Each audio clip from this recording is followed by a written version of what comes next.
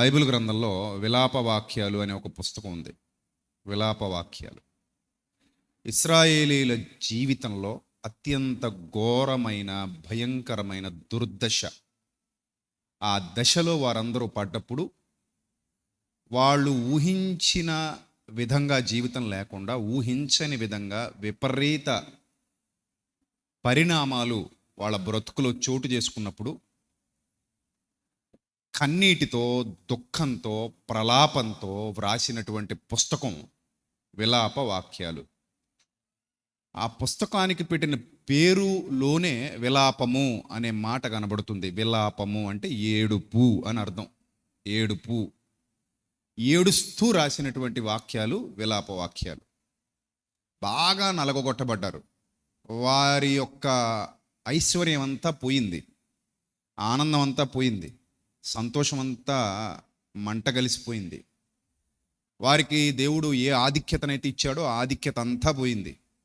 వాళ్ళ పితరులకు ఎంత గొప్ప గొప్ప వాగ్దానాలు చేయబడ్డాయో అవేవి జీవితంలో నెరవేరకుండా భయానకమైన భ్రష్టు పట్టిపోయిన స్థితిలోకి అందరూ వెళ్ళిపోయారు. మీకు చెప్తున్నాను, మనం బాగున్నంతసేపు చాలా హ్యాపీగా ఉంటాం. అప్పుడు మనకి భక్తి మీద పెద్ద కాన్సన్ట్రేషన్ ఉండదు. కానీ ఎప్పుడైతే దెబ్బ తగిలిందో అప్పుడు ఏడుస్తాం. కానీ అప్పటికే జరగరాని నష్టం జరిగిపోద్ది. ఈ విషయాన్ని మనం అర్థం చేసుకునే విధంగా చాలాసార్లు మీకు చెప్పాను, చేతులు కాలిపోయిన తర్వాత ఆకులు పట్టుకునే ప్రయత్నం అని. అసలు మీరు తెలివైన వారైతే, జ్ఞానం గలవారైతే, వివేకం గలవారైతే మనం ఎంత బాగున్నామో, ఎంత హ్యాపీగా ఉన్నామో, ఎంత సంతోషంగా ఉన్నామో, మన కుటుంబం ఎంత ప్రశాంతంగా ఆశీర్వాదకరంగా బ్రతుకుతుందో ఆ సమయంలోనే మన భక్తి జీవితం మరింత గొప్పగా ఉండాలి, కనబడాలి. అసలు ఎక్కువ శ్రద్ధ వహించాల్సింది మనం బాగున్నప్పుడే. సాధారణంగా మనుషుల్లో భక్తి ఎప్పుడు పుడుద్ది అంటే బాగులేనప్పుడు పుడుద్ది కదా. బాగులేనప్పుడు పుడుద్ది. హాస్పిటల్ పాలైనప్పుడు, ఇరుకులు ఇబ్బందులు ఎదురైనప్పుడు, కష్టాల్లో ఉన్నప్పుడు, కన్నీళ్లలో ఉన్నప్పుడు, ఊహించని శోధన మన కళ్ళ ముందుకు వచ్చినప్పుడు మనకు అనిపిస్తుంది, అరెరే ఇంకొంచెం భక్తిగా ఉంటే బాగుండేదేమో, ఇంకొంచెం నీతిగా ఉంటే బాగుండేదేమో, ఇంకొంచెం యథార్థంగా ఉంటే బాగుండేదేమో అనిపిస్తుంది. కానీ నేను మీకు మరలా మరలా మరలా గుర్తు చేస్తున్న ఒక దైవ సేవకుడిగా, మీరు బాగున్నప్పుడే మీ సృష్టికర్తను స్మరణకు తెచ్చుకోండి. మీ జీవితం బాగున్నప్పుడే మీ సృష్టికర్తను స్మరణకు తెచ్చుకోండి. మీరు సంతోషంగా ఉన్నప్పుడు స్తుతించండి, ఆనందంగా ఉన్నప్పుడు ఘనపరచండి, హ్యాపీగా ప్రయాణం చేసుకుని ఇంటికి వచ్చినప్పుడు దేవునికి కృతజ్ఞతాస్తుతులు చెల్లించండి. ఏ అపాయము సంభవించకుండా దేవుడు నిన్ను సంరక్షించినప్పుడు, కాపాడినప్పుడు, కృప చూపినప్పుడు ఆ కృపను గుర్తించండి, ఆ దయను గుర్తించండి, ఆ కనికరాన్ని గుర్తించండి. అప్పుడు దేవుని యొక్క ప్రేమను అర్థం చేసుకున్నవాడు ధన్యుడు.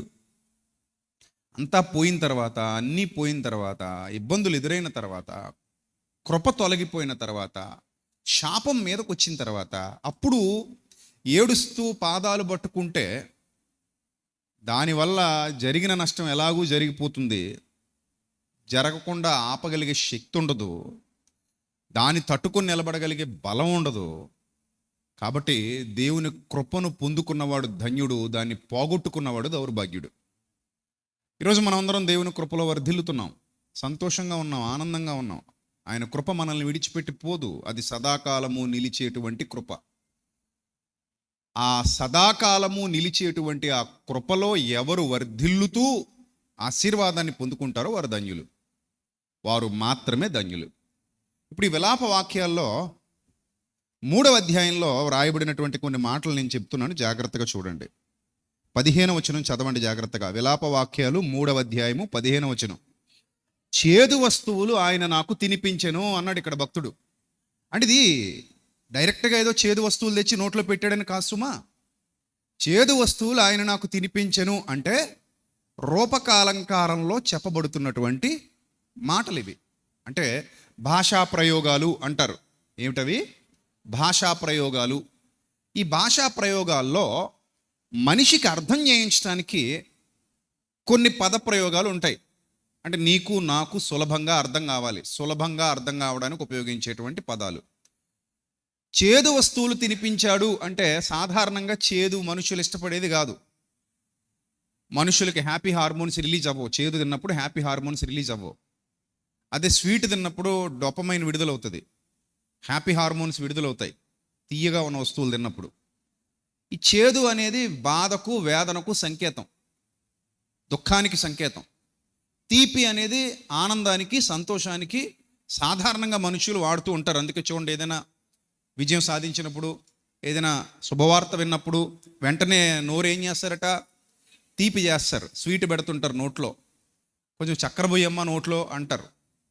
సరే, మనుషులు అలా అలవాటు చేసుకున్నారు. ఇక్కడ దేవుడు తన సేవకుడి ద్వారా పలికిస్తున్నటువంటి మాట మీరు శ్రద్ధగా గమనిస్తే, వాళ్ళ అనుభవాల్లో నుండి పుడుతున్నటువంటి మాట, దేవుడు నాకు చేదు వస్తువులు నాకు తినిపించాడు అన్నాడు.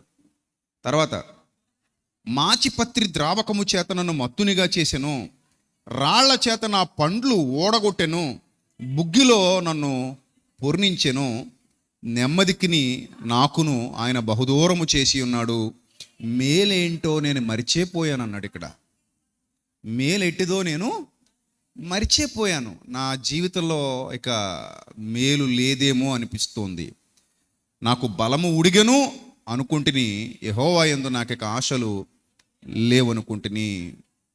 ఇవన్నీ కూడా వాళ్ళు చేసిన పాపిష్టి పనుల వలన, వాళ్ళు చేసిన దుర్మార్గపు క్రియల వలన వారి మీదకు వచ్చినటువంటి ఉగ్రతకు సంకేతాలు. మీకు ఒక విషయం చెప్తాను, వినండి. This is not a poetry, this is history. Not poetry, history. అంటే ఏదో ఒక కావ్యం చదువుతున్నాం, ఒక కథ చదువుతున్నాం, ఒక గీతం చదువుతున్నాం అని అనుకోకండి దయచేసి. అలాంటిది కాదు ఇప్పుడు మీరు చదివేది. ఇది కావ్యం కాదు, కథ కాదు, చరిత్ర. కొన్ని కుటుంబాలలో జరిగినటువంటి చరిత్ర, ఒక జాతిలో జరిగినటువంటి చరిత్ర, ఒక జాతి ఎదుర్కొన్న సమస్యల చెట్ట, ఒక జాతి చేసిన తప్పిదాల ఫలితం, ఒక జాతి అనుభవించిన దౌర్భాగ్యం. దేవుని చేత ఆశీర్వదింపబడిన వారుగా పిలువబడినవలసినటువంటి వారు ఎంత భయంకరమైన పరిస్థితిని ఎదుర్కొన్నారో కళ్ళకు సాక్ష్యం ఇచ్చే కనబడుతోంది ఇక్కడ. అదే చదువుతున్నాం మనం. అందుకే నేను చెప్తున్నాను, పోయట్రీ కాదు, హిస్టరీ అని. ఇది ఒక హిస్టరీ, ఒక చరిత్ర. ఈ చరిత్ర చదువుతున్నప్పుడు మనం మేల్కోవాలి, మూర్ఖంగా ఉండకూడదు. నేను అందుకే పదే చెప్తా, మూర్ఖంగా అసలు ఉండొద్దు, మేల్కొనే ఉందాం. మీరు మత్తులుగా ఉండొద్దు, జాగరూకులుగా ఉందాం, తెలివైన వారుగా ఉందాం. ఎవరు ఎట్టుపోతుంటే నాకు అనవసరం, ఎవరు ఎలా పోతారో మనకు అనవసరం. మన విశ్వాసాన్ని మనం కాపాడుకుందాం. మన విశ్వాసాన్ని మనం ఏం చేద్దాం, కాపాడుకుందాం. మన విశ్వాసం మనకి ఇంపార్టెంట్. ఆ విశ్వాసం ద్వారానే మనం కట్టబడుతున్నాం, నిలబెట్టబడుతున్నాం, బ్రతుకుతున్నాం, సమస్తాన్ని సాధించుకుంటున్నాం, సమస్తాన్ని సాధించబోతున్నాం. అది మన నిరీక్షణ. రైట్. ఇక్కడ కిందకి చదివితే, నా శ్రమను నా దురవస్థను నేను త్రాగిన మాచిపత్రిని చేదును జ్ఞాపకము చేసుకునము, ఎడతెగక నా ఆత్మ వాటిని జ్ఞాపకము చేసుకుని నాలో కృంగి ఉన్నది, అది నీకింకనూ జ్ఞాపకం ఉన్నది కదా, నేను దీన్ని జ్ఞాపకము చేసుకొనగా నాకు ఆశ పుట్టుచున్నది. ఇక్కడ గ్రంథకర్త తన హోప్ తెలియజేస్తున్నాడు.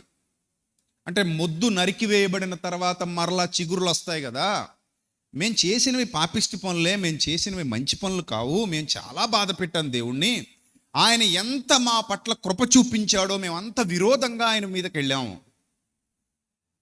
ఆయన ఎంత ప్రేమ మా పట్ల చూపించాడో అంత ద్రోహాన్ని మేము ఆయనకి చేశాము, ఆయన ఎంత కరుణ మా పట్ల కుమ్మరించాడో అంత దుర్మార్గతను మేము ఆయనకి కనపరిచాము. ఇది మా జీవిత సాక్ష్యం, ఇలాంటి భ్రష్టు పట్టిపోయిన జీవితం మాది అని వాళ్ళు ఒప్పుకుని ఏడ్చి కన్నీరు గార్చి విలాప వాక్యాలు రచించాల్సిన పరిస్థితికి వచ్చారు. చూడండి, యుగాంతమందున్న మనకు బుద్ధి కలుగుటకై వ్రాయబడిన అంటాడు కొరింథీ పత్రికలో 10వ అధ్యాయంలో. ఈ సంగతులు దృష్టాంతములుగా వారికి సంభవించి యుగాంతమందున్న మనకు బుద్ధి కలుగుటకై వ్రాయబడిను అన్నాడు పౌలు భక్తుడు. అంటే వాళ్ళకు సంభవించినటువంటి దృష్టాంతాలన్నిటినీ మీరు జాగ్రత్తగా పరిశీలన చేసినప్పుడు మనకు బుద్ధి రావాలి, చెక్ చేసుకోవాలి. అరే, నేను ఏదైనా రాంగ్ వేలో వెళ్ళిపోతున్నానా, దీనివల్ల పర్యవసానాలు ఎలా ఉంటాయి, పరిస్థితులు ఎలా మారబోతున్నాయి, నేను తీసుకునే నిర్ణయాలు నాకు మేలు చేస్తాయా కీడు చేస్తాయా, నా మీదకి ఏం రాబోతోంది, ఆశీర్వాదమా శాపమా, నేను ఏ మార్గంలో వెళుతున్నాను, ఇవన్నీ కూడా ఎప్పటికప్పుడు మనం ఏం చేసుకోవాలి, పరీక్షించుకోవాలి. పరీక్షించుకోకపోతే నష్టపోతాం ప్రియమైన దేవుని ప్రజలారా. ఆ కింద మాటలో ఎప్పుడైతే భక్తుడు మారు మనస్సు పొందాడో, ఆ మారు మనస్సు పొందడం వల్ల కలిగినటువంటి ఆనందాన్ని, సంతోషాన్ని వ్యక్తపరుస్తూ ఇప్పుడు హోప్ ఉందని చెప్తున్నాడు. ఆ హోప్ ఏంటో చూడండి. యెహోవా కృపగలవాడు. యెహోవా ఎవరు? కృపగలవాడు. ఆయన వాత్సల్యత ఎడతెగక నిలుచినది గనుక మనము నిర్మూలము కాకున్న వారము. ఇక్కడ ఏం చెప్తున్నాడంటే భక్తుడు ప్రజల పక్షంగా మాట్లాడుతూ, అంటే ఇక్కడ భక్తుడు పాపం చేశాడని కాదు, ప్రజల పక్షంగా మాట్లాడుతున్నాడు. ప్రజల పక్షంగా, వేదన అనుభవిస్తున్న వారి పక్షంగా మాట్లాడుతున్నాడు. ఏమంటున్నాడంటే యెహోవా కృపగలవాడు, ఆయన వాత్సల్యత ఎడతెగక నిలిచినది కనుక మనం ఇంకా నిర్మూలం కాలేదు, మనం ఇంకా బతికున్నాం అని అంటే ఆయన వాత్సల్యతను బట్టి బతుకున్నాం, ఆయన కృపను బట్టి బతుకున్నాం. లేకపోతే ఎప్పటికెప్పుడో తుడిచిపెట్టుకుపోవాలి, తుడిచిపెట్టబడాలి. అర్థమైందా? నెక్స్ట్, అనుదినము నూతనముగా ఆయనకు వాత్సల్యత పుడుతుంది అన్నాడు. ప్రకృతిలో ఒక లక్షణం ఉంటుంది, ఎప్పటికప్పుడు క్లీన్ చేసేస్తుంది. మన ఇల్లు ఉందనుకోండి, మనం శుభ్రంగా క్లీన్ చేసుకోకపోతే చండాలంగా అయిపోద్ది ఒక వారం 10 రోజుల తర్వాత. కానీ ప్రకృతి చూడండి, మనిషి అన్నవాడు లేకపోయినా ప్రకృతి ఎలా ఉంటుంది? ఎలా ఉంటుంది? సూపర్ ఉంటుంది, సూపర్ ఉంటుంది. మనం ఎక్కడ ఎంటర్ అయితే అక్కడ దరిద్రం. అరకులో బాగుండేది, టూరిస్టులుగా మనం ఎంటర్ అయ్యాం, తగలేసేసాం. ఆరేడుమిల్లి, అది రంపచోడవరం బాగుండేవి ప్రాంతాలు, మనం ఎంటర్ అయ్యాం, తగలేసేసాం. ప్లాస్టిక్ బాటిల్, ఆ చెత్త ఈ చెత్త పడేసి నాశనం చేసేసాం. మన ఎదురుగా ఉన్నటువంటి కెనాల్ చాలా బాగుండేది. చిన్నప్పుడు మేము అందులో ఈతలు కొట్టేవాళ్ళం, ఆ చెట్లెక్కి దూకేవాళ్ళం. ఈ కాలువలోనే విపరీతమైన వాటర్ వచ్చేది, శుద్ధంగా ఉండేది వాటరు. చెట్టు మించి దూకుతుంటే కింద నేల కనబడేది, అంటే అంత స్వచ్ఛంగా ఉండేది వాటరు. దాన్ని మనం ఎంటర్ అయ్యాం, ఏం చేసాం? సర్వనాశనం చేసేసాం. అంటే మనం ఎక్కడ ఎంటర్ అయితే అక్కడే దరిద్రం. శుభ్రంగా ఉండనివ్వం, దేన్ని శుభ్రంగా ఉండనివ్వం. నాశనం చేయకపోతే మనకు నిద్ర పట్టదు. దేవుడు ఏలికలు అంటే మనల్ని ఏలికలు చేశాడు ఆయన. మీరు ఏలికలు రా నాయన అని దేవుడు అంటే, ఆ ఏలికలం కదా అని ఏం చేసాం? తాలింపు పెట్టేశాం. కానీ ప్రకృతి చూడండి, కొన్ని ప్రాంతాలు ఉంటాయి, మనిషి ఎంటర్ అవ్వకూడదు అక్కడికి. ఎంటర్ అవ్వకపోతే అతి తక్కువ మంది ఇళ్ళు వచ్చేసే ప్రాంతాలు ఏమైనా ఉన్నా కూడా వెంటనే ప్రకృతిది దాన్ని ఏం చేసుకుంటుంది? క్లీన్ చేసేసుకుంటుంది. బీచ్ చూడండి ఎంత గత్తర చేసేస్తారో, అయినా మళ్ళీ ఏమైపోద్ది? అదంతా క్లియర్ అయిపోద్ది, నీట్గా క్లియర్ చేసేసుకుంటుంది సముద్రం. సో ఇలాగా ప్రకృతిలో ఉన్నటువంటి లక్షణం దినదినం దినదినం దినదినం పాతవి పోతూ ఉంటాయి, కొత్తగా రూపాంతరం చెందుతూ ఉంటుంది, కొత్తగా రూపాంతరం చెందుతూ ఉంటుంది. ఈ లక్షణం ప్రకృతికి ఎలా వచ్చింది అంటే, సర్వోన్నతుడైన దేవుని లక్షణాలు ప్రకృతిలో కనబడతాయి. ఆయన అదృశ్య లక్షణాలు మీరు వేటిని చూసి అర్థం చేసుకోవచ్చు అన్నాడు రోమాపత్రికలో 1వ అధ్యాయంలో. ఆయన అదృశ్య లక్షణాలు జగదుత్పత్తి మొదలుకొని సృష్టింపబడిన వస్తువులను ఆలోచించటం వలన ఏమవుతున్నాయట? తేటపరచబడుతున్నాయి. ఓ మానవుడా, నీకు అర్థమవుతాయి. ఆయన అదృశ్య లక్షణాలు నీకు అర్థం కావాలంటే ప్రకృతిని చూడు. ఎందుకంటే సృష్టికర్త ఆయనే కాబట్టి సృష్టికర్త యొక్క లక్షణాలు, సృష్టికర్త యొక్క భావాలు, సృష్టికర్త యొక్క ఆలోచనలు మీకు ప్రకృతిలో సాక్షాత్కరిస్తూ ఉంటాయి, ప్రకృతిలో మీకు స్పష్టంగా కనబడుతూ ఉంటాయి. సో ఇప్పుడు ఈ దేవుడి యొక్క లక్షణం ఏమిటి అంటే, మనుషుల్లాగా అదే పట్టుకుని వేలాడేవాడు కాదు ఆయన, అదే ఆలోచిస్తూ కూర్చునేవాడు కాదు ఆయన. ఆయన కృపగలవాడు. దినదినము ఆయనకు వాత్సల్యత ఎలా పుడుతుందట? నూతనంగా పుడుతుంది, నూతనంగా పుడుతుంది. నువ్వు తప్పు చేసినప్పుడు ఆ క్షణంలో మాత్రమే అలా రియాక్ట్ అవుతాడు ఆయన. నువ్వు ఎప్పుడైతే మారు మనస్సు పొందావో, తప్పును విడిచిపెట్టి పశ్చాత్తాపం చెందావో, వెంటనే ఆయన రియాక్షన్ మారిపోతుంది.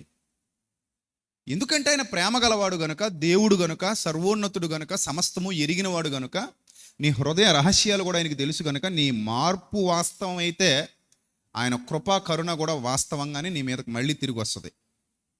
రాదు అని చెప్పట్లేదు బైబిల్, మళ్ళీ తిరిగి వస్తుంది, మళ్ళీ తిరిగి వస్తుంది. చాలా చాలా చాలా సోర్సెస్ వస్తాయి, అవకాశాలు వస్తాయి.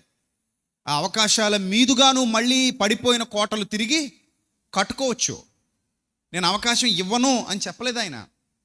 అరే నువ్వు మనిషివి కదా, బలహీనుడు కదా, చాలా సందర్భాల్లో పొరపాట్లు చేస్తావు, తప్పిపోయినంత మాత్రాన నేను నిన్ను త్రోసివేయవాడను కాను. తిరిగి వస్తే హక్కును చేర్చుకుంటాను, తిరిగి వస్తే గుండెలకు హత్తుకుంటాను, తిరిగి వస్తే మళ్ళీ నీకు ఆ పూర్వ వైభవాన్ని తిరిగి ఇచ్చేస్తాను, ఆ పూర్వపు స్థితిని మరలా నీకు అనుగ్రహిస్తాను. That is the promise of our Lord Almighty. ఆయన చేసినటువంటి వాగ్దానాలు అలాంటివి. ఆయన ప్రేమ లాంటిది, ఆయన కృప లాంటిది, ఆయన కరుణ లాంటిది, ఆయన దయ లాంటిది. అందుకే ఇక్కడ ఏం రాయబడిందంటే భక్తుడు వాళ్ళందరికీ చెప్తున్నాడు. ఏమని చెప్తున్నాడంటే ఆయన వాత్సల్యత ఎడతెగక నిలుచున్నది. యెహోవా ఎంతైనను నమ్మదగిన వాడవు, నీవు ఎంతైనా నమ్మదగిన వాడవు, అనుదినము ఆయనకు వాత్సల్యత నూతనంగా పుడుతుంది అన్నాడు. ఇక్కడ నూతనంగా పుడుతుంది అని అంటాడు. ఎంత ఎంత గొప్ప మాట అంటాడంటే, యెహోవా నా భాగమని నేను అనుకొనుచున్నాను అంటాడు. చూశారు? యెహోవా నా భాగమని నేను అనుకొనుచున్నాను, ఆయన యందు నేను నమ్మిక ఉంచుకొనుచున్నాను, తనను ఆశ్రయించు వారి ఎడల యెహోవా దయాళుడు.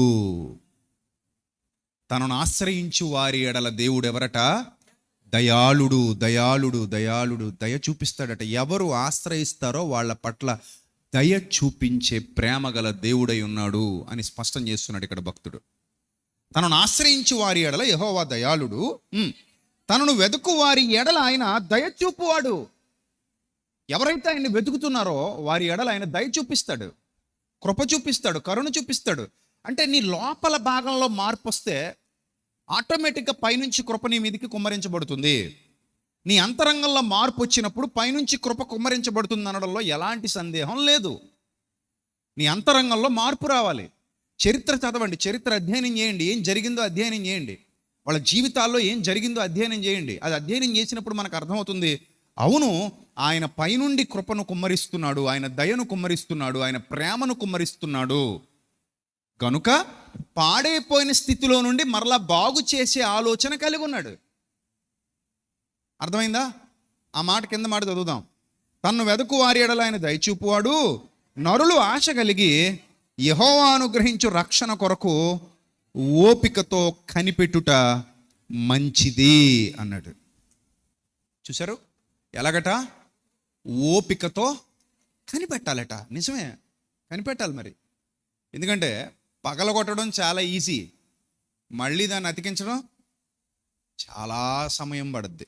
బ్రేక్ చేయడం చాలా ఈజీ, తొందరగానే బ్రేక్ చేసేస్తాం, పట్ పట్ పట్ మంటది, అయిపోద్ది అంతే. కానీ దాన్ని మళ్ళీ అతికించాలంటే ఎంత టైం పడుద్ది? చాలా టైం పట్టేస్తుంది. అంత ఈజీగా అతుక్కోదు. అలాగే దెబ్బ తగలడం చాలా ఈజీగా తగులుద్ది. గాయం మానడానికి ఏమవుతుంది? చాలా సమయం పడుతుంది. దెబ్బ ఈజీయే, టక్కన తగిలేసింది అయిపోయింది. తగిలించుకోవడం ఈజీయే, కానీ మానుపుకోవడం చాలా కష్టం. అమ్మో అంత ఈజీగా మానవు. కొన్ని దెబ్బలు ఉన్నాయంటే గల ఉంటాయి కొన్ని సంవత్సరాల పాటు. కొన్ని చోట్ల తగిలితే గాయాలు, కొన్ని విరిగిపోయినాయి అంటే మళ్ళీ పూర్వస్థితికి రావు, అతుక్కోవు, టైం పట్టేస్తుంది. విరగొట్టేసుకోవడం చాలా ఈజీ, కానీ అతికించుకోవడం చాలా కష్టం. అర్థమైందా? అలాగే బాగున్న జీవితాన్ని పాడు చేసుకోవడం చాలా ఈజీ. అందంగా ఆరోగ్యంగా ఉన్న జీవితాన్ని పాడు చేసుకోవడం చాలా ఈజీ. తప్పులు చేయడం చాలా ఈజీ, పర్యవసానాలు ఎదుర్కోవడం అంత ఈజీ కాదు. ఇష్టం వచ్చినట్టుగా బతకడం చాలా ఈజీ, కానీ రేపు పొద్దున శాపం వస్తే తట్టుకోవడం అంతా ఈజీ కాదు. శాపం వస్తే చాలా కష్టం, అది భరించడమే చాలా కష్టం, అది తట్టుకోవడమే చాలా కష్టం. కాబట్టి వ్రాయబడిన సంగతుల్ని పరిశీలిస్తున్నప్పుడు, తండ్రి మా పూర్వీకులలో లేదా పూర్వమందు బ్రతికిన వారిలో, గ్రంథంలో వ్రాయబడిన వారిలో కొందరు ఇలాంటి దుస్థితిని అనుభవించారు గనుక వాటిని చూసినటువంటి మేము, కళ్ళారా చూసినటువంటి మేము శ్రద్ధ గలవారమై, జాగ్రత్త గలవారమై, భయం గలవారమై, భక్తి గలవారమై నడుచుకొనటానికి ఇష్టపడుతున్నాం అనేది మీ యొక్క తీర్మానం కావాలి. అర్థమైందా? పిల్లలు బయట తిరుగుతున్నారు చూడండి, వాలంటీర్స్ తీసుకురండి వాళ్ళని బయట, అక్కడ నుంచి తీసుకురండి.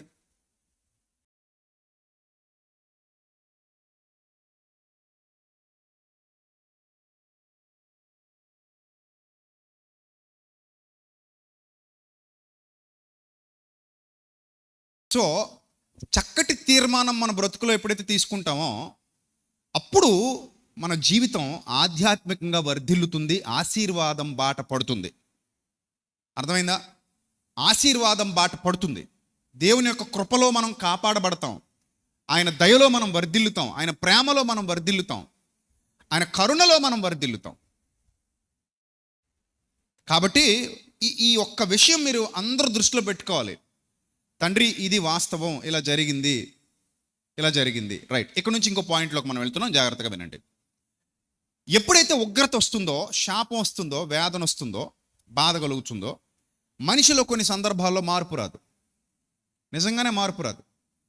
కొందరు మారుతారు, కొందరు మారరు. కొందరు కష్టం వచ్చినప్పుడు ఎందుకు వచ్చిందని ఆలోచిస్తారు, కొందరు ఇబ్బంది కలిగినప్పుడు ఎందుకు వచ్చిందని ఆలోచిస్తారు. కొందరు మూర్ఖులుగా ఉంటారు, వాళ్ళకి ఇంకా ఆ జ్ఞానమే రాదు.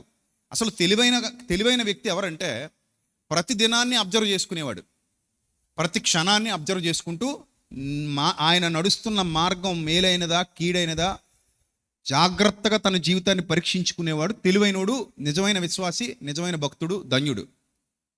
మనం గుడ్డెద్దు చేలో పడ్డట్టుగా పోకూడదు. జీవితం ఇది చాలా వాల్యుబుల్ లైఫ్ ఇది. ఒక్క నిర్ణయం తీసుకున్నావా దాని తాలూకా ప్రభావం చాలా గొప్పగా ఉండొచ్చు, మంచిగానే ఉండొచ్చు, లేకపోతే చెడ్డగానే ఉండొచ్చు. నిర్ణయం అంత ఈజీగా తీసేసుకోకూడదు, ఆలోచనలు అంత ఈజీగా తీసేసుకోకూడదు, అంత తొందరగా మీరు ఎందులో పడితే అందులో దూకేయకూడదు. ఇది కరెక్టా కాదా అనేది ఏ రోజుకి ఆ రోజు మనం పరీక్ష చేసుకోవాలి. ఆ పరీక్షలోనే మన జీవితం సక్సెస్ అవుతుంది. మీరందరూ సక్సెస్ అవ్వాలి. మీలో ఎవ్వరూ ఓడిపోకూడదు. గుర్తుపెట్టుకోండి, మీలో ఎవ్వరూ ఏమవ్వకూడదు, ఓడిపోకూడదు. మీరందరూ గెలవాలి. గెలవడానికి వచ్చారు మీరు ఇక్కడికి, ఓడిపోవడానికి రాలా, గెలవడానికి వచ్చారు. ఇశ్రాయేలీయులు చేసిన తప్పిదం ఏంటంటే విశ్వాసాన్ని స్టార్ట్ చేశారు, మళ్ళీ అందులో అవిశ్వాసాన్ని మిక్స్ చేశారు. విశ్వాసం అవిశ్వాసం మిక్స్ అయింది, చివరికి ఏం మిగిలిందంటే అవిశ్వాసం మిగిలింది. అదేంటండి ఇది, విశ్వాసాన్ని అవిశ్వాసాన్ని మిక్స్ చేస్తే విశ్వాసం అవిశ్వాసాన్ని డామినేట్ చేయాలి కదా అని మీరు అనొచ్చు.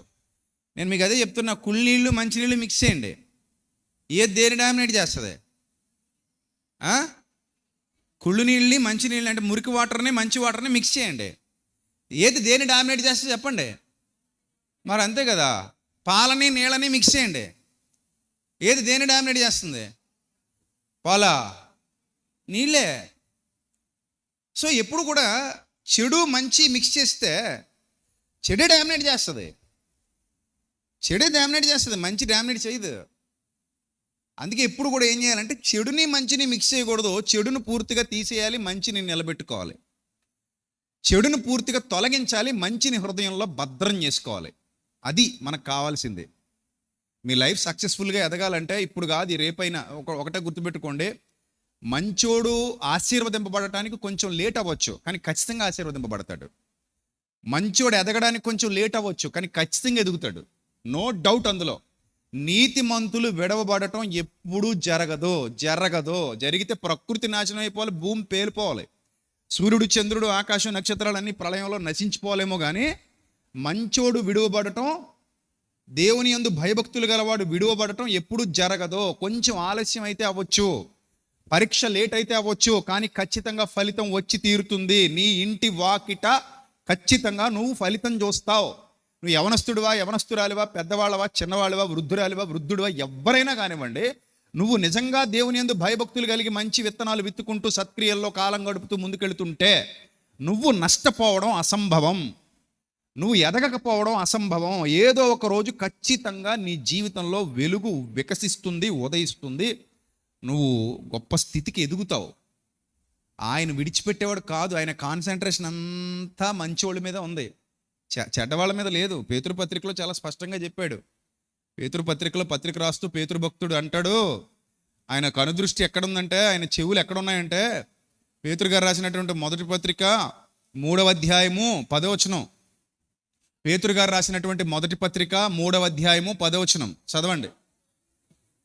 పేతురు గారు రాసిన మొదటి పత్రిక 3:10, జీవమును ప్రేమించి దేన్ని ప్రేమించి జీవాన్ని ప్రేమించాలంట, మరణాన్ని కాదు మనం ప్రేమించేది. నా యందు విశ్వాసం ఉంచిన వాడు మరణములో నుండి జీవములోనికి దాటి ఉన్నాడు. జీవమును ప్రేమించి మంచి దినములు చూడగోరువాడు. ఎంత చక్కగా పేతురు భక్తుడు చెప్తున్నాడు. ఏ దినాలట? ఏ దినాలమ్మా? మంచి దినాలు ఉన్నాయి నీ లైఫ్లో. ఏం మిస్ అవ్వవు, అన్నీ వచ్చేస్తాయి. నీ ఊహలకు అందని కార్యాలు జరగబోతున్నాయి. దేవుని నామానికి మహిమ కలుగును గాక. నీ ఊహలకు అందని కార్యాలు జరుగుతాయి నీ జీవితంలో. నీ ఊహలకు అందనివే, అందేవి కాదు, అందనివి. అందుకే అన్నాడు ఇక్కడ, ఏమన్నాడు తెలుసా? జీవమును ప్రేమించి మంచి దినములు చూడగోరువాడు చెడ్డదాని పలుకకుండా తన నాలుకను, కపటమైన మాటలు చెప్పకుండా తన పెదవులను కాచుకోవాలి. కాచుకోవాలంటే మరి కాచుకోవాలి. కాస్తే కాయబడద్దా అది? ఆపలేమా? ఆపగలమా? ఆపొచ్చు. ఎందుకు ఆపలేం? ఆపొచ్చు. ప్రతిదీ ఆపొచ్చు. కాచుకొనవలను. నెక్స్ట్, కీడు నుండి తొలగి అన్నాడు. విలాప వాక్యాల్లో చెప్పబడిన సందర్భం ఇదే. అప్పటి వరకు జరిగిపోయింది. ఆయనకు వాత్సల్యత దినదినము నూతనంగా పుడుతుంది గనుక ఇక మీరు ఏమవ్వండి అంటున్నాడు? సెట్ అవ్వండి, కీడు నుండి తొలగిపోండి. ఇప్పటికైనా మించిపోయింది ఏమీ లేదనే మాట వినబడుతుంది కదా మనకి. ఇప్పటికైనా మించిపోయింది ఏమీ లేదు. కీడు నుండి ఏమైపోండి? తొలగిపోండి. కీడు నుండి తొలగి మేలు చేయటం మొదలు పెట్టండి. సమాధానాన్ని వెతకండి. దాన్ని వెంటాడండి అంటే పని చెప్తున్నట్టుగా ఊరికే వచ్చేస్తాయా? ఏం చేయకుండా ఏది ఊరికే రాదు. నువ్వు వెతకాలి, నువ్వు ప్రయాసపడాలి, నువ్వు కష్టపడాలి, నువ్వు శ్రమ పడాలి. ఆ లక్షణం నీలో వంట పట్టించుకోవడానికి, పునికి పుచ్చుకోవడానికి నువ్వు ప్రయాసపడాలి, నువ్వు ప్రయత్నం చేయాలి. అందుకే ఇక్కడ చెప్పాడు, మేలును చేయాలి, మేలును వెదకి కీడు నుండి తొలగి మేలు చేయాలి, సమాధానమును వెతికి దాన్ని వెంటాడాలి. 12వ వచనంలో అద్భుతమైన వాగ్దానం. ఎంత మంచి వాగ్దానం అది! ప్రభు కన్నులు నీతిమంతుల మీదను, ఆయన చెవులు వారి ప్రార్థనల వైపు ఉన్నవి కానీ ప్రభు ముఖము కీడు చేయ వారికి విరోధముగా ఉన్నది. మీరు మంచి విషయములో ఆసక్తి గలవారైతే మీకు హాని చేయువాడెవడు? మీరొకవేళ నీతి నిమిత్తం శ్రమపడినను మీరు ధన్యులే అన్నాడు. ఇంత మంచి వాగ్దానం ఉంది చూశారు మనకి. మంచోడు ఎప్పుడు పాడైపోడు, లేట్ అవుద్ది. ఏదో విధంగా నీకు వచ్చేది రాక మానదు. ఎందుకంటే నీ విశ్వాసం, నీ క్రియలు, నీ నీతి తప్పకుండా నీ దగ్గరకు దాన్ని తీసుకొచ్చి పెడతాయి. నమ్ముతున్నావా? అదే విశ్వాసం. ఎవరు నమ్ముతున్నారో అదే విశ్వాసం. అవును, నేను నమ్ముతున్నాను అన్నప్పుడు హృదయపూర్వకంగా దేవునికి స్తోత్రం చెల్లిస్తాం. తండ్రి, నీవు నన్ను విడువవు, ఎడబాయవు, నీ కృప వేవేల తరముల వరకు నిలిచినది. నన్నే కాదు, నా బిడ్డల్ని కూడా విడువవు తండ్రి. నా మీదున్న దయ, కృప నా బిడ్డల మీద కూడా ఏమవుతుంది? ట్రాన్స్ఫర్ అవుతుంది. ఇది నిజం, పచ్చి నిజం. అసలు అబ్రహామును బట్టే లోతు సెలెక్ట్ అయ్యాడు. అర్థమైందా? అబ్రహామును బట్టి ఎవరు సెలెక్ట్ అయ్యారు? లోతు సెలెక్ట్ అయ్యాడు. నెక్స్ట్, లోతును బట్టి లోతు కూతుర్లు, లోతు కుటుంబం, లోతు భార్య, వీళ్ళందరూ సెలెక్ట్ అయ్యారు. కానీ వాళ్ళు ఎందుకో దాన్ని మిస్యూజ్ చేసుకున్నారు. నీకు ఎప్పుడు కూడా మన ఆశీర్వాదం, మన దీవెన మన కుటుంబం మీద కంపల్సరీ వస్తుంది. అది ఎక్కడికి పోదు. తల్లి ప్రార్థన అంటారు చూడండి, తల్లి చేసే ప్రార్థన, తండ్రి చేసే ప్రార్థన, నిజమే అవి. నీ బిడ్డల కోసం ప్రార్థిస్తూ, నీ బిడ్డల కోసం ప్రయాసపడుతూ, నీ బిడ్డల కోసం తపన పడుతూ, నా బిడ్డలు బాగుండాలి, వాళ్ళు వర్ధిల్లాలి, వాళ్ళు దేవునిలో ఎదగాలని ఏ తల్లి ఆలోచిస్తుందో ఆ తల్లి ప్రార్థన మాత్రమే చేయదు, ప్రార్థనతో పాటుగా క్రియలు కూడా ఉంటాయి. అవునా? అప్పుడు ఈ తల్లి యొక్క దీవెన, తల్లి యొక్క ఆశీర్వాదం బిడ్డల మీద కూడా ఆటోమేటిక్గా వస్తుంది. ఎందుకంటే ఈ విశ్వాసము నీ తల్లి అయిన లోయలోను, నీ అవ్వ అయినా లోయలో నీ తల్లి అయిన యునికేలోను వసించెను. అది నీ యందు సహా వసిస్తోందన్నాడు తిమోతి పత్రికలో. మీ మమ్మీ, మీ అమ్మమ్మ, మీ అమ్మ, మీ అమ్మమ్మ, లోయలోను యునికేలోను వారిలో ఉన్నటువంటి ఆ విశ్వాసం, అరే తిమోతి నా కుమారుడా నీలో కూడా ఉంది అన్నాడు భక్తుడు, పౌలు భక్తుడు.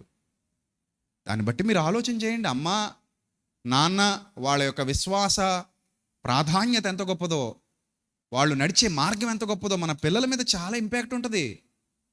ఖచ్చితంగా దీవెన మన పిల్లలకు ఉంటుంది, ఖచ్చితంగా ఆశీర్వాదం మన పిల్లలకు ఉంటుంది. మనం చేసే ఏదో పనులకు వాళ్ళు కూడా ఇబ్బంది పడాల్సి వస్తుంది.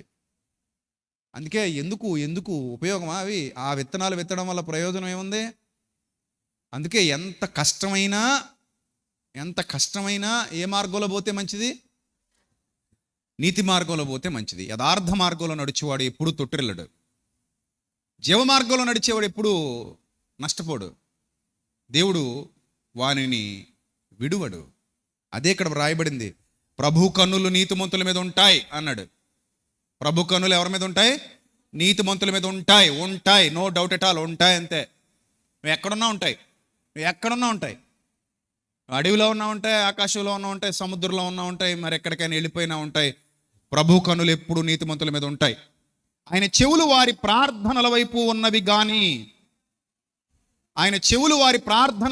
ఉన్నవి గాని ప్రభు ముఖము కీడు చేయు వారికి విరోధముగా ఉన్నది అన్నాడు.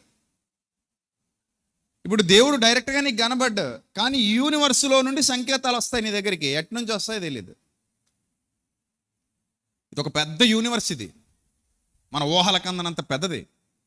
ఈ పెద్ద యూనివర్స్లో నుండి సంకేతాలు వస్తాయి. అవి ఎట్నుంచి వస్తాయో, ఎలా వస్తాయో, ఏ రూపంలో వస్తాయో మనకేమీ తెలియదు. బట్ వస్తాయి, వచ్చి తీరుతాయి, వస్తాయి అంతే. దీన్ని బట్టి ఒక అంచనా వేసుకో, ఒక లెక్క వేసుకో. దేవుడు మానవులుగా మనల్ని ఇంత ప్రేమించి, ఇంత గొప్ప అవకాశాలు ఇచ్చి, ఇంత గొప్ప ధన్యతనిచ్చి, నీలో ఆయన ఫలితాన్ని చూడాలని కోరుతున్నప్పుడు నువ్వు చేతులారా దాన్ని పాడు చేసుకోవడం వల్ల నీకు వచ్చే ప్రయోజనం, ఉపయోగం ఏమీ ఉండదు. అందుకే check your daily life, please check your daily life. ప్రతిరోజును పరీక్షించుకోండి. అప్పుడు మరింత స్వచ్ఛంగా రోజును మీరు మార్చుకోగలరు. సంవత్సరానికి ఒకసారి బట్టలు ఉతికారు అనుకోండి, ఎట్లుంటుంది వ్యవహారం? సంవత్సరానికి ఒకసారి బట్టలు ఉతికితే ఎలా ఉంటుందండి వ్యవహారం? బాగుంటుందా? బాగోదు కదా.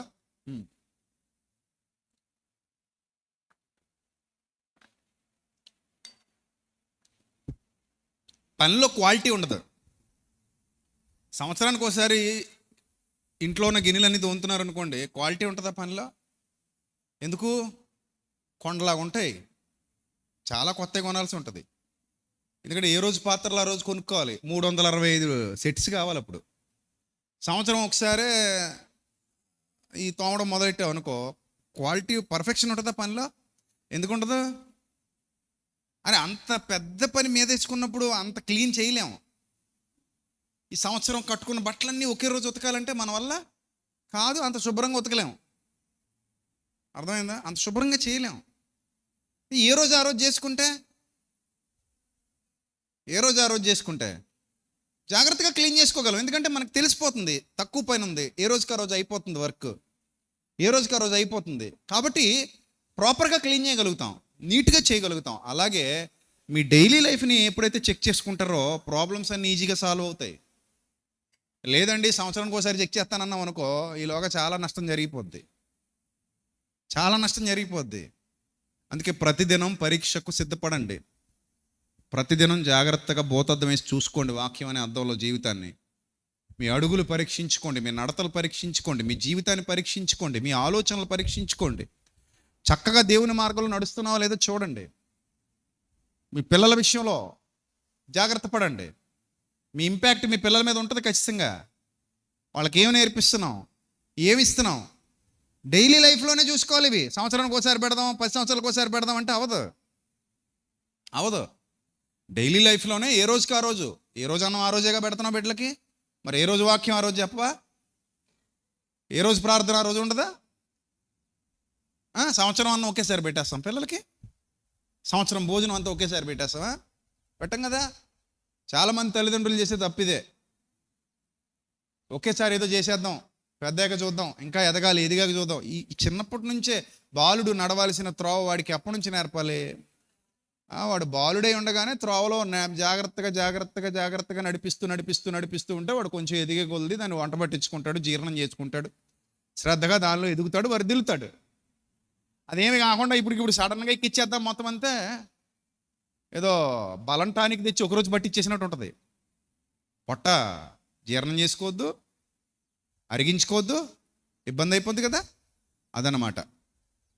ఏ రోజుకి ఆ రోజు క్లీనింగ్ ఉండాలి, ఏ రోజుకి ఆ రోజు పరీక్ష ఉండాలి, ఏ రోజుకి ఆ రోజు జాగ్రత్త పడాలి. ఎప్పుడు పనులు అప్పుడు అయిపోవాలి. ఏ రోజుకి ఆ రోజు మీరు జాగ్రత్త పడుతూ ఉంటే పరీక్ష క్లియర్గా ఉంటుంది, స్వచ్ఛంగా కనబడుద్ది, తేటగా కనబడుద్ది. మన తప్పులు ఏమైనా ఉన్నా మనకు తెలిసిపోతాయి, మన తప్పులు మనకు తెలిసిపోతాయి. లేదనుకోండి చాలా నష్టపోతాం, చాలా నష్టపోతాం. కాబట్టి జాగ్రత్త. ఈ ఉదయకాల సమయంలో వెత్తబడుతున్నటువంటి వాక్యాన్ని బట్టి మీరు అందరూ పరీక్ష చేసుకోండి. అయ్యా, నేను మార్గభ్రష్టుడుగా ఉన్నానా, మార్గంలోనే ఉన్నానా? బాగున్నప్పుడు దారి తప్పానా, బాగులేనప్పుడు మళ్ళీ దారిలోకి వస్తానా? అలాగైతే జరగరాని నష్టం చాలా ఎక్కువ జరిగిపోద్ది. ఆ నష్టం జరగకముందే నేను ఎలా ఉండాలి? జాగ్రత్త పడాలి. అవునా? కొంతమంది చూసారా, రోగం వచ్చాక డైట్ మొదలెడతారు. నిజమా కదా చెప్పండి? ఎప్పుడు మొదలెడతారు డైట్? రోగం వచ్చాక, షుగర్ వచ్చాక ఎక్కువ తగ్గిద్దామండి. ఏం తగ్గిద్దాం?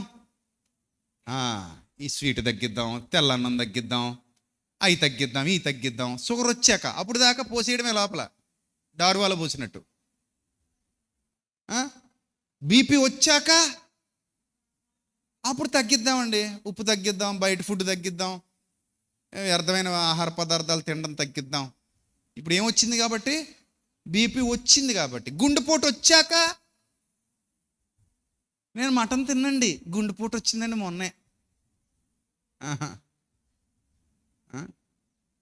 నేను అది తిన్నండి, మొన్నే 2 స్టంట్లు వేసారండి. ఇది తినకూడదండి, అది ఎత్తకూడదండి, బరువులు ఎత్తొద్దు అన్నారండి డాక్టర్ గారు అన్నారా?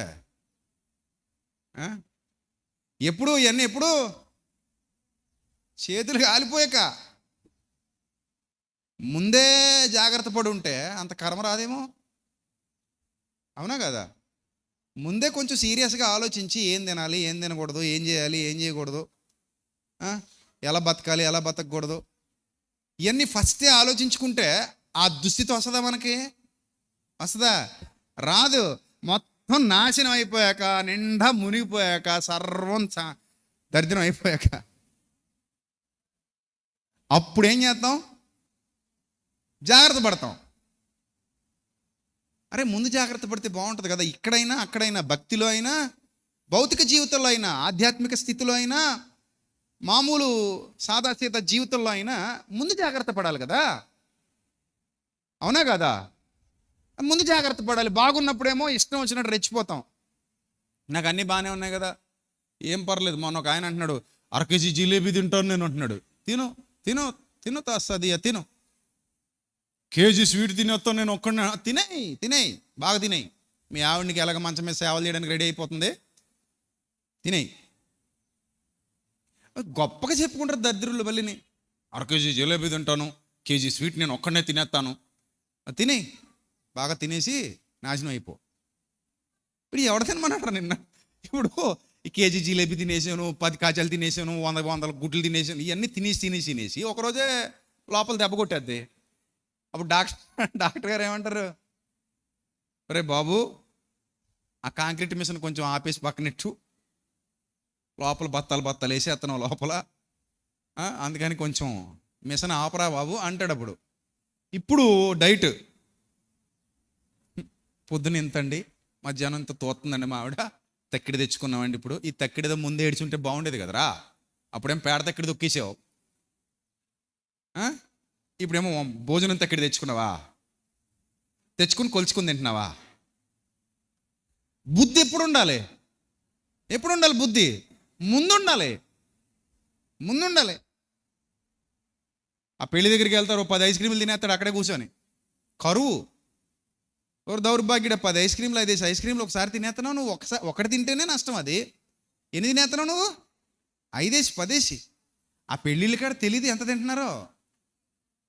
నిజమిది. అలా తిరుగుతూ ఉంటారు కాలుగాలి పిల్లుల్లాగా. ఓ స్టాల్ నుంచి ఇంకో స్టాల్కి, ఓ స్టాల్ నుంచి ఇంకో స్టాల్కి. ఇంకెంత పడుతుందో లోపల పడతానే ఉంటుంది. ఆ బంధువులు స్నేహితులు ఉన్నారనుకోండి, వాళ్ళతో కూర్చుంటారు, కాలక్షేపం పెడతారు. ఇంక అక్కడ పనే ఉంటుంది. ఒక అత్తయ్యతో మాట్లాడి ఒకటి తినేస్తారు, మామయ్యతో మాట్లాడి ఒక పావు గంట తర్వాత మళ్ళీ ఇంకోటి తినేస్తారు, మళ్ళీ అలా తిరిగి వచ్చి ఇంకోటి తినేస్తారు. ఇంకా అలా తింటానే ఉంటారు మధ్యాహ్నం సాయంత్రం దాకా. పట్టాల్సిన దానికంటే ఎక్కువ 3 రోజులు తినే తిండి ఒక పూటలో తినేసారు. మరి ఏమవుతుంది? పోనీ మంచి వెళ్తానే లోపలికి. ఆ వండేవాడు మీకోసం ఏమి ఇంట్లో వండినట్టు వండడు. ఎందుకంటే రేపు పొద్దున వంట మాస్టర్ కాబట్టి రేపు పొద్దున మళ్ళీ ఎవరు ఆడికి. అందుకని ఏం చేయాలి? అందులో వేసేయాల్సినవన్నీ వేసేయాలి. మీకు నాలుగు మీద పెట్టగానే అనిపించేయాలి. అప్పుడు వంటలు ఎవరు ఉండరు? రేపు పొద్దున మా పిల్ల పెళ్ళికి కూడా చేస్తాడేమో అడుగు, మా అబ్బాయికి మా పెళ్ళి ఉంది, మా ఇంట్లో ఫంక్షన్ ఉంది చేస్తాడేమో అడుగు అని అనాలి కదా నువ్వు. అందుకని వాడు వేసేస్తాడు, అన్నీ వేసేస్తాడు. అది నువ్వు తినేసి నువ్వు చచ్చిపోతావు. అర్థమైందా? మరి జాగ్రత్త ఎప్పుడు ఉండాలి? హాస్పిటల్కి వెళ్ళిపోయిన తర్వాత ఏ రాజమండ్రి కాకినాడో అక్కడ చక్కగా బెడ్ మీద పడుకొని కీక్ కీక్ కీక్ కీక్ అని సౌండ్లు వినపడుతుండగా ఆ వెనసంపైన సౌండ్లో పడుకొని అలా ప్రశాంతంగా అప్పుడు ఆలోచించుకుంటూ కిటికీలను చూసుకుంటూ ఆవిడొచ్చి ఓపోటు, ఈవిడొచ్చి ఓపోటు, అతనొచ్చి ఓపోటు పొడి చేసి పోతుంటారు. చేయి పైకెత్తు, కాలు పైకెత్తు, నరం దొరుకుతలేదు ఇంకో అంటారు. ఎవడికి కావాలరా నాయన ఇది దగ్గర జీవితం. అదే ముందే జాగ్రత్త పడవచ్చు కదా. అక్కడ దాకా ఎందుకు వెళ్ళాలి? అక్కడ దాకా వెళ్ళాక అప్పుడు ఇలా చేసి ఉండకపోతే బాగుండేదేమో బ్రదర్ అప్పుడు అనుకోవాలా? ఎప్పుడు అనుకోవాలి? దీపం ఉండగానే ఇల్లు చక్క పెట్టుకో, లేదా దీన్ని గుద్దేసుకుంటా తల బొప్పు కట్టేద్ది. చీకట్లో ఏం చేస్తావో తెలీదు, దేని మీద పడిపోతావో తెలీదు. అక్కడ కత్తిపెట్టి ఉందో తెలీదు, టర్న్ స్క్రూ ఉందో తెలీదు, ఏ రోకలైనా మీద పడిపోతుందేమో తెలీదు, ఏ రుబ్రోలు పత్రం అయినా కాలు మీద పడిపోతుందో తెలీదు. అందుకే దీపం ఉండగానే ఇల్లు చక్క పెట్టుకో. అనవసరంగా ఇష్టం వచ్చినట్టుగా వ్యవహరించి జీవితాన్ని పాడు చేసుకోకు.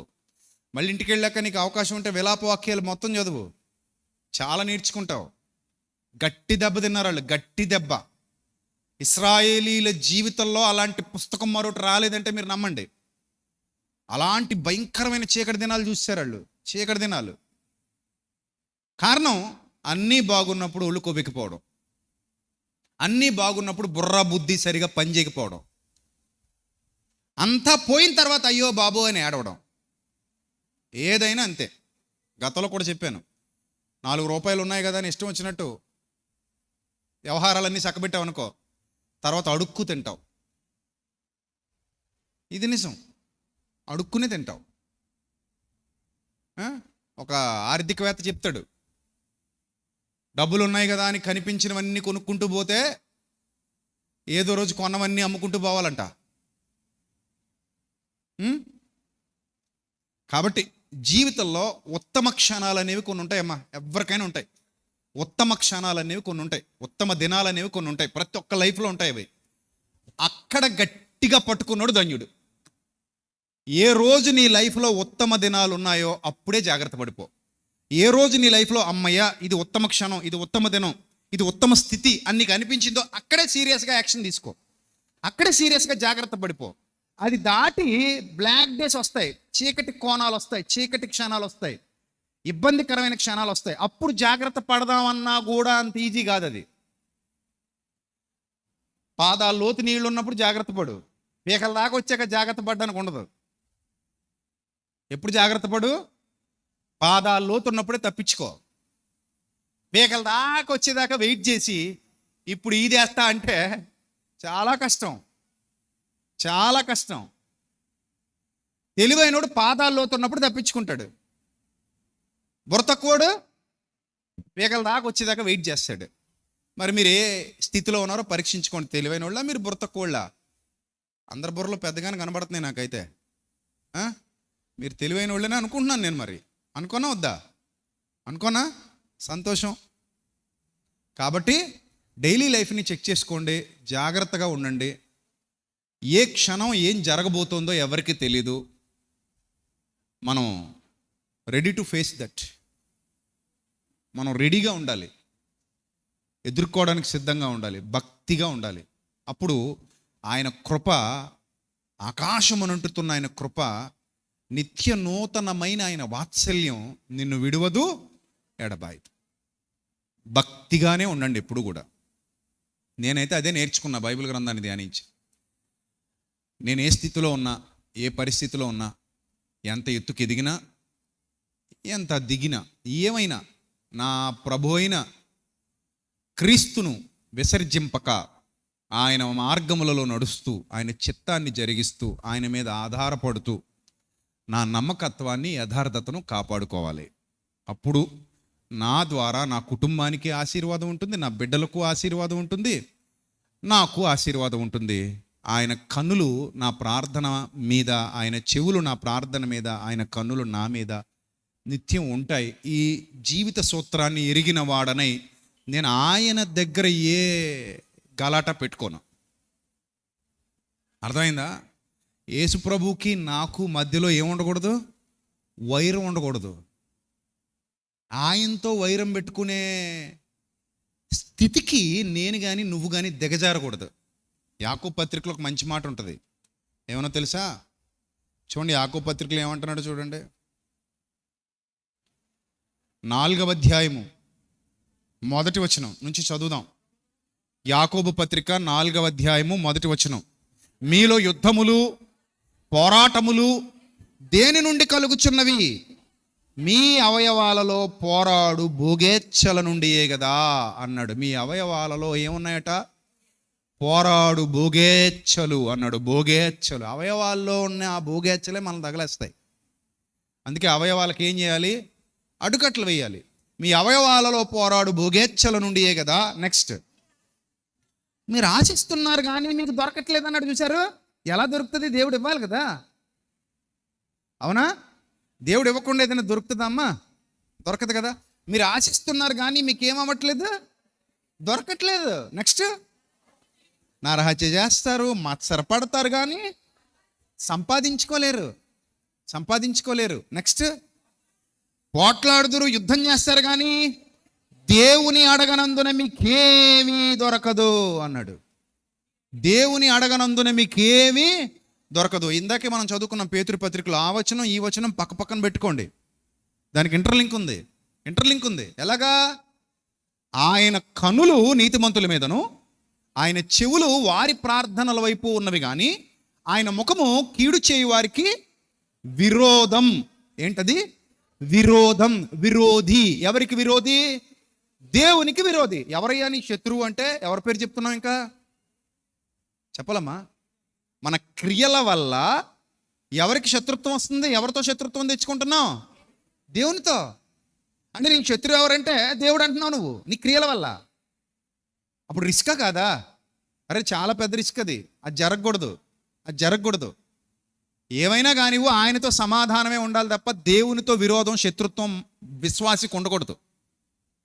ఉంటే దానంత శాపం మరొకటి ఉండదు. దేవునితో శత్రుత్వం పెట్టుకున్న ఏ విశ్వాసి బాగుపడ్డట్టు చరిత్రలో లేదు. ఇస్కరియోతు యోధాను చూడండి, నేరుగా ఎవరితో పెట్టుకున్నాడు శత్రుత్వం? అసలు బుద్ధిహీనుడు, బుద్ధిశూన్యుడు, చెప్పినా మారలేదు దరిద్రుడు. చాలా బాధేస్తుంది నాకు అతని చరిత్ర చదువుతుంటే. డైరెక్ట్ యేసుప్రభుతో పెట్టుకున్నాడు యుద్ధం, యేసుప్రభుతో పెట్టుకున్నాడు విరోధం, యేసుప్రభుతో పెట్టుకున్నాడు శత్రుత్వం, ప్రేమామయుడితో పెట్టుకున్నాడు విరోధం. కావాలని చూడండి, ఏదో కొరువు తీసుకున్నంటే గోక్కున్నాడు అంట. తల మండుతున్న కొరువు తీసుకుని తలగోకుంటే ఏమవుతుంది? మొత్తం అంతా కాలిపోద్ది, బొడుగుండు అయిపోద్ది. అలాగా ఒక జ్ఞానం, వివేకం ఉంటే, ఆలోచన బాగుంటే దేవుడితో ఎవడు శత్రుత్వం పెట్టుకోకూడదు. అర్థమైందా? నెక్స్ట్ చదవండి. మీరు అడిగినను ఒకవేళ, అరే దేవుణ్ణి అడుగుతలేదు కాబట్టి మీకు దొరుకుతలేదు అంటున్నారు కదా, మేము అడుగుతాం అని మీరు అడిగినను మీ భోగాల నిమిత్తం వినియోగించడానికి దురుద్దేశంతో అడుగుతారు కనుక మీకేమీ దొరకట్లేదు అన్నాడు. చూసారా? చాలామంది ఏమడుగుతారమ్మా దేవుని సన్నిధికి వచ్చి? భోగాల నిమిత్తం వినియోగించుటకు. ఏ ఉద్దేశాలతో అడుగుతుంటారు? దురుద్దేశాలు, భోగాల కోసం అడగొచ్చా? భోగేచ్ఛలను బట్టి భోగాల కోసం అడగొచ్చా దేవుణ్ణి అంటే అడగకూడదు. నీ ప్రార్థన న్యాయమైనదిగా ఉండాలి, నీ ప్రార్థన యథార్థమైనదిగా ఉండాలి. దేవుడు యాక్సెప్ట్ చేసేలా ఉండాలి తప్ప దేవుడు రిజెక్ట్ చేసేలా ఉండకూడదు. అర్థమైందా? నీ ప్రార్థనలో ఆయనకి స్పష్టత కనబడాలి. అరే, ఈ బిడ్డ కరెక్ట్గా అడిగింది, ఈ కుమారుడు కరెక్ట్గా అడిగాడు, ఇతనికి ఇది ఇవ్వాలని ఆయనకు అనిపించాలి. నువ్వు అడిగింది ఇవ్వాలని ఆయనకు అనిపించాలి, కానీ నువ్వు అడిగింది చూసి అసహించుకునేలాగా అనిపించకూడదు ఆయనకి. కొంతమంది అలాగే కదా అడుగుతుంటారు, అసహ్యకరంగా అడుగుతుంటారు, అసహ్యకరంగా. కాబట్టి జాగ్రత్త. మీరు అడిగినను మీ దురుద్దేశాలతో అడుగుతురు కనుక మీకు ఏమి ఏమండి ఇంతకంటే క్లియర్గా ఏం చెప్తుందండి వాక్యం? ఇంతకంటే క్లియర్గా ఏం చెప్తుంది వాక్యం? ఇందులో మసిపూసి మారేడికాయ చేసింది ఏముందండి? చాలా స్పష్టంగా ఉంది కదా దేవుని వాక్యం. అయినా కొంతమంది మనోనేత్రాలు వెలిగింపబడట్లేదు ఈ రోజుల్లో. మనోనేత్రాలు వెలిగింపబడక మోసపోతున్నారు. వాళ్ళని చూస్తుంటే జాలేస్తుంది, బాధేస్తుంది. అమాయకులరా నాయన వీళ్ళు అనిపిస్తుంది. అలాంటి వాళ్ళను వాళ్ళ బలహీనతలను క్యాష్ చేసుకుని మోసం చేసేవాళ్ళు చాలామంది ఉన్నారు క్రిస్టియానిటీలో. వాళ్ళనే నమ్ముతున్నారు వీళ్ళు, ఈ జనాలందరూ. ఇంత ఉన్నట్టుగా నిజం చెప్పి ఖచ్చితత్వంతో సత్యాన్ని ఉపదేశిస్తుంటే సత్యం మీద విశ్వాసం లేదు చాలామందికి. అబద్ధాలను నమ్ముతున్నారు, అబద్ధికులు ఇచ్చే సాక్ష్యాలు నమ్ముతున్నారు. అరే, దురుద్దేశాలతో అడగొద్దురా నాయన దేవుణ్ణి. ఏమైనా అడగండి, అడిగితే ఎలా ఉండాలి? ఆయన మెచ్చేదిగా ఉండాలి, ఆయన మెచ్చేదిగా ఉండాలి. బైబిల్ అంతా వెతకండి దేవుడు మెచ్చిన ప్రార్థనలు ఏమిటి అని. అప్పుడు అర్థమవుద్ది మీకు ఆయన మెచ్చేవేమిటో, ఆయన చిత్తం ఏమిటో. దురుద్దేశాలతో అడగకూడదు దేవుణ్ణి, భోగాల కోసం అడగకూడదు దేవుణ్ణి. నెక్స్ట్, వ్యభిచారునులారా, ఈ లోక స్నేహము దేవునితో వైరమని మీరు ఎరుగరా? కాబట్టి ఈ లోకముతో ఎవడు స్నేహం చేయగోరునో వాడు దేవునికి శత్రువగును. ఎవరితో పెట్టుకున్నారు శత్రుత్వం? ఇశ్రాయేలీయులు ఎవరితో పెట్టుకున్నారు? విలాప వాక్యాలు రాయబడ్డానికి గల కారణం ఏమిటి? విలాప వాక్యాలు రాయబడ్డానికి గల కారణం ఏమిటి? శత్రుత్వం. ఎవరితో? దేవునితో. ఇస్కరియోతు యోధ పేగులు బయటకు వచ్చి చచ్చిపోవడానికి గల కారణం ఏమిటి? శత్రుత్వం. ఎవరితో? దేవునితో. యెజబేలు, ఆహాబు వాళ్ళ రక్తాన్ని కుక్కలు వచ్చి నాగడానికి గల కారణం ఏమిటి? శత్రుత్వం. ఎవరితో? దేవునితో. ఎప్పుడు మన లైఫ్లో జరగకూడని సంఘటన ఏమిటి అంటే దేవునితో విరోధం కానీ దేవునితో శత్రుత్వం కానీ ఎప్పుడు మన లైఫ్లోకి రాకూడదు. ఎప్పుడు రాకూడదు, చచ్చేంత వరకు రాకూడదు. నీ శత్రువు సాతాను మాత్రమే, నీ శత్రువు అపవాది మాత్రమే తప్ప నీ శత్రువు దేవుడు కాకూడదు. ఎందుకంటే దేవుడు సర్వశక్తిమంతుడు, ఆయన సర్వోన్నతుడు. అపవాదిని కూడా లయపరచగలిగే శక్తి గలవాడు ఆయన. అపవాది క్రియలను లయపరచగలిగే శక్తి గలవాడు ఆయన. సమస్త ఆశీర్వాదాలకు కారణభూతుడు ఆయన. ఆయనతో శత్రుత్వం ఏంటి? ఆయనతో శత్రుత్వం ఏంటి? ఆయనతో ఎప్పుడు మనకేముండాలి? సమాధానం మాత్రమే ఉండాలి, శత్రుత్వం ఉండకూడదు. గుర్తుపెట్టుకోండి అందరూ. దేవునితో యవ్వన కాలంలో ఎక్కువ శత్రువులు అవుతుంటారు దేవునికి. ఎందుకు? లోక స్నేహం ఎప్పుడు పడద్ది? యవన దశలో పడిపోద్ది, తొందరగా పడద్ది. యవన కాలమందు దేవుని కాడి మోయాలని ఉంటుంది. అదే విలాప వాక్యాల్లో మీరు ఇందాక చదువుకున్న అధ్యాయంలోనే ఏమని చెప్పాడో తెలుసా? యవన కాలమందు వచనం 27:3-27. ఇక ఆగండి 25 నుంచి, తనను ఆశ్రయించి వారి ఎడల యెహోవా దయాళుడు, తనను వెతుకు వారి ఎడల ఆయన దయచూపువాడు. నరులు ఆశ కలిగి యెహోవా అనుగ్రహించే రక్షణ కొరకు ఓపికతో కనిపెట్టుట మంచిది. యవ్వన కాలమున కాడి మోయుట నరునికి మేలు, అతని మీద దానిని మోపినవాడు యెహోవాయే అన్నాడు. యవ్వన కాలంలో కాడి మొయ్యాలి, గోడ కట్టుకోకూడదు. దేవునికి నీకు మధ్యలో కాడి మొయ్యి, గోడ కట్టుకోకు. యవన దశలో ఉన్నావేమో, యవనస్తురాలు కానీ యవనస్తుడు కానీ ఎవరైనా కానివ్వండి, యువతులందరికీ చెప్తున్నా, యవన దశ అనేది మన మానవ జీవితంలో అత్యంత శ్రేష్టమైన దశ. అది పోతే మళ్ళీ రాదు చెప్తున్నాను కదా. అది ఉన్నంత వరకే ఓ వెలుగుతాం. ఏ రోజైతే యవనం పోతుందో ఆ రోజు వీక్ అయిపోతాం. పైనుంచి కింద వరకు వీక్ అయిపోతాం, లోపల కూడా వీక్ అయిపోతాం. వీక్నెస్ వచ్చేస్తుంది, స్ట్రాంగ్నెస్ పోతుంది. అప్పుడు నువ్వు ఏమి చేయలేవు. కానీ యవ్వనం ఉన్నప్పుడు యవనస్తులు ఏం చేస్తున్నారు తెలుసా? వాళ్ళకున్న సమయాన్ని దుర్వినియోగం చేస్తున్నారు, దుష్ట కార్యకలాపాలకు వినియోగిస్తున్నారు, చీకటి సంబంధులుగా బ్రతుకుతున్నారు. ఇష్టానుసారంగా జీవిస్తున్నారు.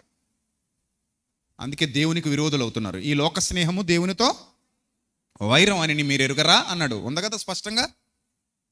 అప్పుడు ఈ ఇస్కరియోతు యోధా లోక స్నేహం చేశాడా చేయలేదా? చేశాడు. ఏం కావాలి అతనికి? డబ్బు. ఏం చేసుకుంటాడు? ఎంజాయ్ చేస్తాడు. ఎవరు నమ్ముకుని? దేవుడు నమ్ముకుని. అంటే మూర్ఖత్వం అంటారు దాన్ని. దేవుడు నమ్ముకుని డబ్బు సంపాదించాలనుకున్నాడు మూర్ఖుడు. పోనా డబ్బు ఏమైనా చచ్చాక మీదెచ్చుకెళ్ళిపోతాడా? రాజుల్ని చూశాడు, పెద్దోళ్ళని చూశాడు, చక్రవర్తుల్ని చూశాడు. కళ్ళ ముందు ఏది శాశ్వతం కాదన్న సంగతి ఇస్కరియోతు యోధాకు కూడా బేసిక్ నాలెడ్జ్ తెలుసు. బేసిక్ నాలెడ్జ్ లేనివాడు ఎవడుంటాడు అసలు ఈ ప్రపంచంలో? అందరికీ తెలుసు బేసిక్ నాలెడ్జ్.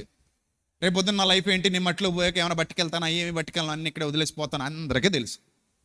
అయినా కూడా దేవునితో శత్రుత్వం పెట్టుకుని ఆయన నమ్ముకోవాలనుకున్నాడంటే మూర్ఖుడు. మూర్ఖుడు, పరమమూర్ఖుడు, పరమమూర్ఖుడు. ఆయన నమ్ముకున్నాడు. ఏ పొట్ట కోసం అయితే, ఏ వెండి నాణేల కోసం అయితే అమ్ముకున్నాడో ఆ పొట్టలో పేగిలే బయటకు వచ్చి నేల మీద పడిపోయినాయి.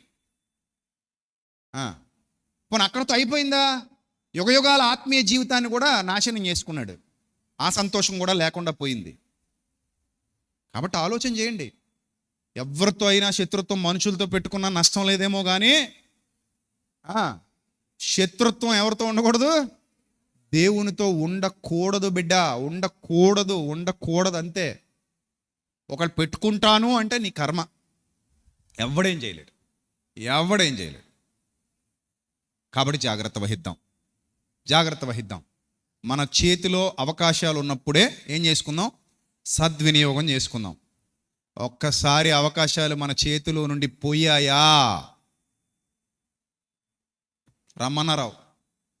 నేను ఒక దైవ సేవకుడిగా నేర్చుకున్న పాఠం ఇదే. నా బ్రతుకు కాలం అంతా నేను ఆయన సన్నిధి కాంతిలోనే ఉండాలి, ఉంటాను. అది నేను తీవ్రమైన నిర్ణయం. అర్థమైందా?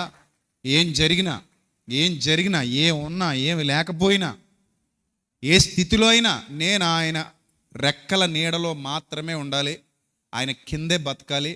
ఆయన చిత్తానికే విధేయత చూపించాలి తప్ప ఎప్పుడూ ఆయనకు వ్యతిరేకంగా ఒక్క అడుగు కూడా వేయకూడదు.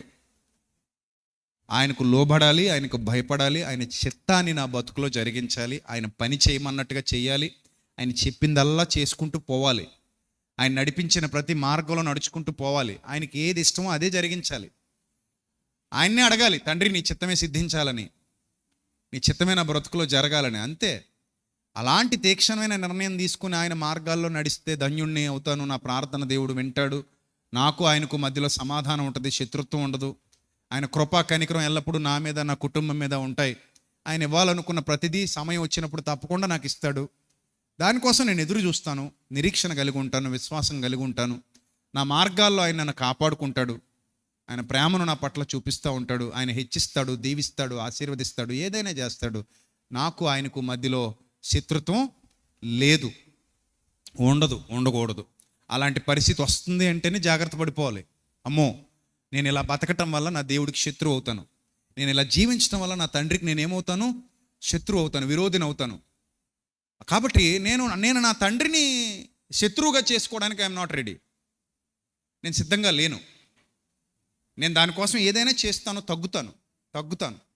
ఒకళ్ళ దుష్టుడు నన్ను ప్రేరేపిస్తాడేమో ఆ దిశగా అడుగులు వేయమని, అలాగే ప్రేరేపించాడు ఇస్కరియోతు యోధాని. నేను వాడి ప్రేరేపణకు లోబడను, ఆ ప్రేరేపణకు నేను అసలు లొంగను. సంపూర్ణ విధేయత కలిగిన వాడనై దేవుని చిత్తాన్ని జరిగిస్తాను. సంపూర్ణంగా దేవునికి విధేయురాలను అవుతాను. ఆయన మార్గంలోనే నడుస్తాను, ఆయన పనే చేస్తాను, ఆయన చెప్పిందే చేస్తాను, ఆయనకు నచ్చినట్టే బతుకుతాను. ఆయన ఎలా ఉండమంటే అలాగే ఉంటాను, ఆయన ఏం చేయమంటే అదే చేస్తాను అనే ఒక బలమైన తీర్మానం మీలో మొదలైతే మీ జీవితంలో విలాప వాక్యాలు ఉండవు. పాయింట్ అర్థమైందా? మీ జీవితంలో ఏ వాక్యాలు ఉండవు? ఆనంద వాక్యాలు తప్ప, సంతోష వాక్యాలు తప్ప ఏ వాక్యాలు ఉండవు? విలాప వాక్యాలు ఉండవు. విలాప వాక్యాలు ఉండాలి అని దేవుడు రాయించలేదు, ఉండకూడదని ఆ పుస్తకం రాయించాడు. అందుకే యుగాంతమందున్న మనకు బుద్ధి కలుగుటకై వ్రాయబడిను, దృష్టాంతములుగా వారికి సంభవించి. ఈ సంగతులు దృష్టాంతములుగా వారికి సంభవించి. కొరింథీయులకు రాసిన మొదటి పత్రిక 10వ అధ్యాయం ముగించుకుందాం. కొరింథీయులకు రాసిన మొదటి పత్రిక 10వ అధ్యాయం.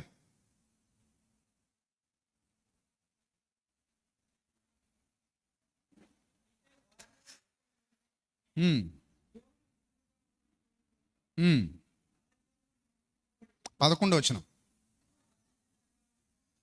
9 నుంచి చదువుదాం 10:9 కొరింథీయులకు రాసిన మొదటి పత్రిక 10వ అధ్యాయము 9వ వచనం. మనం ప్రభువును శోధింపకయుందుమో. ఫిక్స్ కదా. ఏంటి ఫిక్స్? అరే నాయన, ప్రభువును శోధించుకురా అంటున్నాడు పౌలు భక్తుడు. ప్రభువును శోధించుకో, ఆయనతో విరోధం పెట్టుకోకు, ఆయనతో గొడవ పెట్టుకోకు, ఆయనతో ఎప్పుడు ఎలా ఉండాలి? నువ్వు సమాధానంగా ఉండు. ఇప్పుడు గాలికి నాకు గొడవ అండి, పీల్చుకోవడం మానేసానంటే, ఓరి నాయన పిచ్చా విర్రా, ఎవరికెవరికి గొడవట? గాలికి నాకు గొడవ, నీటికి నాకు పడదు, అన్నానికి నాకు విరోధం అన్నావు అనుకో, నిద్రకి నాకు దూరం అన్నావు అనుకో, ఇవన్నీ ఏంటివి? గాలి, నీరు, ఆహారం, నిద్ర, ఇవన్నీ ఏంటి? మనకు మేలు చేసేవి. అవి లేకపోతే మనకు బతకలేదు. మరి వీటన్నిటికంటే పైన ఉన్నవాడు దేవుడు, ప్రేమ గలవాడు, ప్రేమయ్యే ఉన్నవాడు. ప్రేమ లేకపోతే మనం ఎక్కడ బతుకుతాం? దేవుని ప్రేమ మనకు కావాలి. దేవునికి మనకి శత్రుత్వం ఏంటి? దరిద్రం కాకపోతే దేవుడితో గొడవ జరగకూడదు. అలాగా అసలు మీ లైఫ్లో ఎప్పుడు జరగకూడదు. అది గుర్తుపెట్టుకోండి. ఈ ప్రసంగం మీ అందరికీ చాలా అవసరం. చాలా అద్భుతమైన విషయాన్ని ఈ ఉదయకాల సమయంలో మీరు అందరు నేర్చుకుంటున్నారు. చాలా వ్యాలిడ్ పాయింట్స్ పడ్డాయి ఈరోజు మీకు. చాలా వ్యాలిడ్ పాయింట్స్. ఎక్కడ పడ్డాయి? అది కింద పడ్డాయని కాదు. కింద పడితే మీరేమి ధన్యులు కాదు, దౌర్భాగ్యులు. ఎక్కడ పడ్డాయి? అది హృదయంలో పడ్డాయి. అందుకే చాలా వ్యాలిడ్ పాయింట్స్ పడ్డాయి మీకు అన్నాను ఈరోజు. హృదయంలో పడితే ధన్యులే. సో దేవుడితో శత్రుత్వం వద్దు. అందుకే ప్రభువుకు శోధించొద్దు. వారిలో కొందరు శోధించి సర్పాల వల్ల నశించిరి. సర్పాలు ఎందుకు వచ్చినాయి అంటే శోధించడం వల్ల వచ్చినాయట, లేకపోతే రావట. అసలు శోధించి సర్పముల వలన నశించిరి. నెక్స్ట్, మీరు సనగకుడి, వారిలో కొందరు సనగి సంహారకుని చేత నశించిరి. ఈ సంగతులు దృష్టాంతములుగా వారికి సంభవించి, విలాప వాక్యములు రచింపజేసి దృష్టాంతములుగా వారికి సంభవించి, నెక్స్ట్, యుగాంతమందున్న మనకు బుద్ధి బుద్ధి బుద్ధి కలుగుటకై వ్రాయబడిను. ఎంత క్లియర్గా ఉంది దేవుని వాక్యం, ఎంత స్వచ్ఛంగా స్పష్టంగా ఉంది దేవుని వాక్యం. స్పష్టంగా ఉంది దేవుని వాక్యం. యుగాంతమందున్న మనకు బుద్ధి కలుగుటకై వ్రాయబడిను అని చెప్తుంది.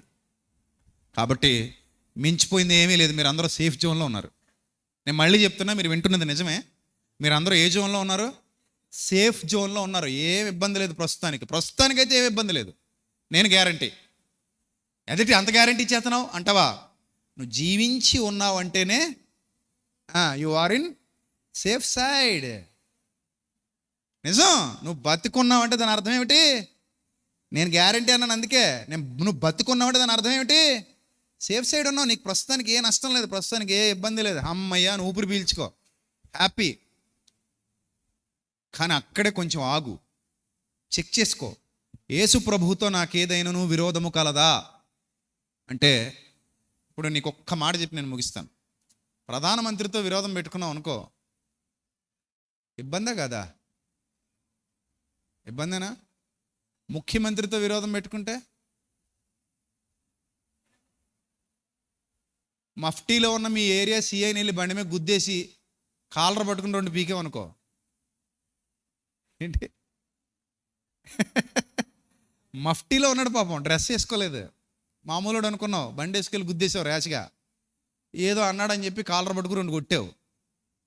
నెక్స్ట్ ఏంటి మిత్రమా?